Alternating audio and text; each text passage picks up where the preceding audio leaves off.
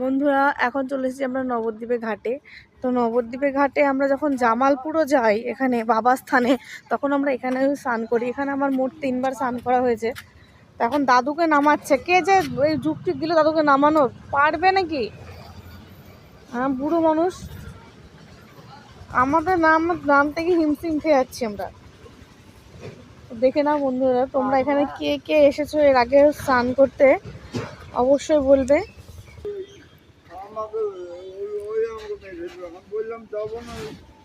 আসে কেউ এই রাস্তা দাদুকে নিয়ে, এই হরা গড়া দিয়ে গড়া চলে গেছে ঘন্টু।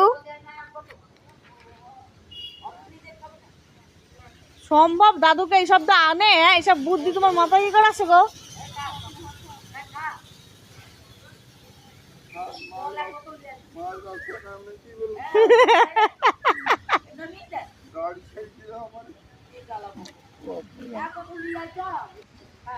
তো মা কেয়ারফুলি দাদুকে নিয়ে আসছে। এটা কঠিন থেকে কঠিনতম ব্যাপার এই মহিলার বুদ্ধিতে। হ্যাঁ, আগে চলতো দাদুর বুদ্ধিতে, এখন অপোজিট, দিদার বুদ্ধিতে দাদু চলে।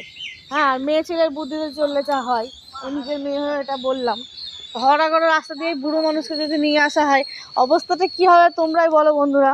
হ্যাঁ, আর তোমরা এই ঘাটে কে কে স্নান করেছো এর আগে অবশ্যই জানাবে। এই যে ওভারব্রিজের নিচে গঙ্গা স্নান, তো আমি এসে